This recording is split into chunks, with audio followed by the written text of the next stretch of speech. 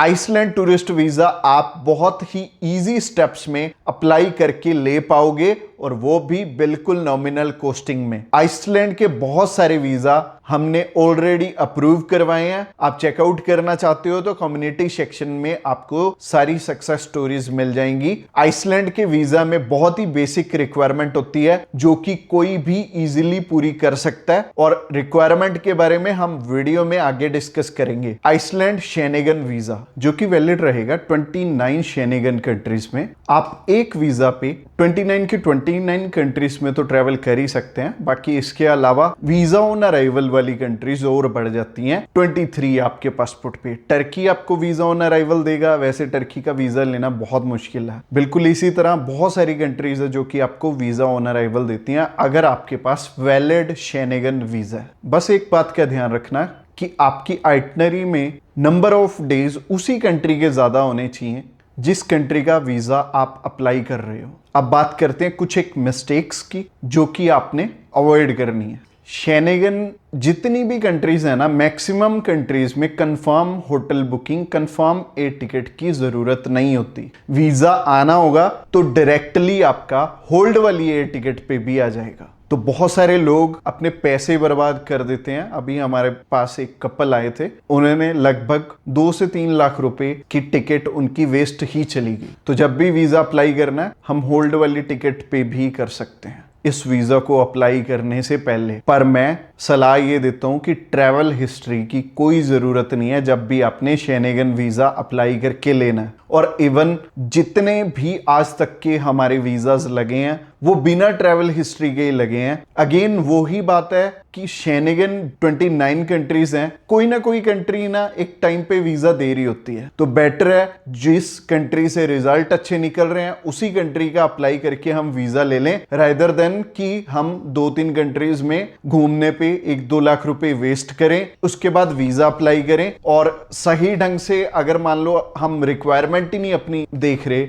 और पूरी कर रहे तो वैसे भी एम्बेसी ने आपका रिफ्यूज करना, चाहे आप ट्रैवल हो चाहे नहीं हो। और एम्बेसी में आपको भी पता है सिर्फ और सिर्फ हमारे डॉक्यूमेंट्स ही जाना है, हमने तो वीएफएस सेंटर से वापस अपने घर पे लौट आना है। तो इस वीजा में आपकी सबसे पहली रिक्वायरमेंट है आपका पासपोर्ट, और पासपोर्ट में वैलिडिटी होनी चाहिए एटलीस्ट 6 मंथ की before applying for your visa. Passport size photograph चाहिए होंगी 35 बाय 45 की। वैलिड प्रूफ चाहिए होगा आपकी ऑक्यूपेशन का, अगर आप जॉब करते हैं तो एनओसी और सैलरी स्लिप्स, और अगर आप बिजनेस करते हैं तो बिजनेस रजिस्ट्रेशन की जरूरत होगी। और एमएसएमई, शॉप एक्ट, गुमास्ता, पार्टनरशिप फर्म या फिर प्राइवेट लिमिटेड कंपनी है आपकी, तो इनमें से कोई भी रजिस्ट्रेशन चलेगी और अच्छा रहेगा अगर आपके पास करंट अकाउंट भी हो तो। अगर नहीं है तो भी आपका वीजा आ सकता है, पर स्ट्रेटेजी चेंज करनी पड़ेगी थोड़ी। बाकी आपके नंबर ऑफ डेज के अकॉर्डिंग हमें अपना बैंक बैलेंस भी समझना पड़ेगा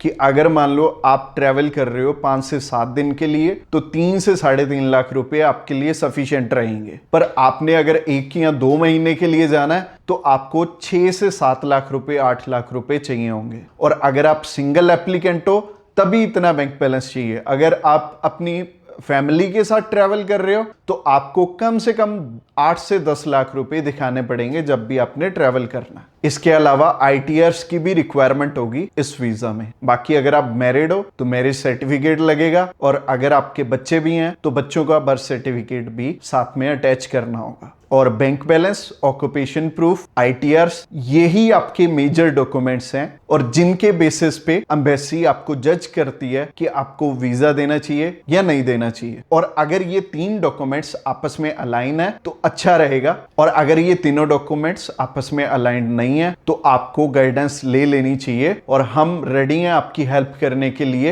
एम्बेसी की कुछ एक और रिक्वायरमेंट्स भी होती हैं, जैसे कि visa application form, cover letter, itinerary. जिस हिसाब से आपकी आइटनरी होगी उसी अकॉर्डिंग आपको एयर टिकट, ट्रैवल इंश्योरेंस और होटल बुकिंग भी दिखानी पड़ेगी। और ये सारी चीजों में हम आपकी हेल्प कर सकते हैं। हमारी कॉस्टिंग बहुत ही नॉमिनल है और अगर आप अपनी एप्लीकेशन खुद करोगे तो उससे भी कम कॉस्टिंग आपको हमारे थ्रू अप्लाई करने की पड़ेगी। जब बात वीजा की है तो आपको गलती नहीं करनी चाहिए, किसी ट्रैवल एक्सपर्ट की हेल्प जरूर ले लेनी चाहिए। हमारी कॉस्टिंग जानना चाहते हो तो अभी हमें कॉल करके जान सकते हो। इस वीडियो को रात को देख रहे हो तो मोर पे क्लिक करके आप डिस्क्रिप्शन बॉक्स में हमारा व्हाट्सएप का लिंक है, उस लिंक पे क्लिक करते ही आप हमें मैसेज सेंड कर पाएंगे और हमारी टीम ऑफ एक्सपर्ट्स जल्दी से जल्दी आपको कांटेक्ट बैक करेगी। टीम के हर एक पर्सन को मैंने पर्सनली ट्रेंड किया और सारे ही टीम लीडर पिछले 5 साल से ग्रैब माई वीजा के साथ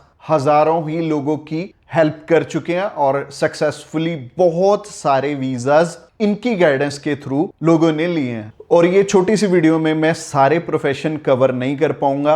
आप हमें कॉल करोगे तो आपको गाइडेंस मिल जाएगी। तो अगर आप अनएम्प्लॉयड भी हो तो भी आप अपना वीजा ले सकते हो। For more details call us right now. Next video में मैं आपको प्रोसेस और कॉस्टिंग के बारे में बताने वाला हूं, तो उस वीडियो पे क्लिक करके आप उस वीडियो को भी जरूर से चेकआउट करना।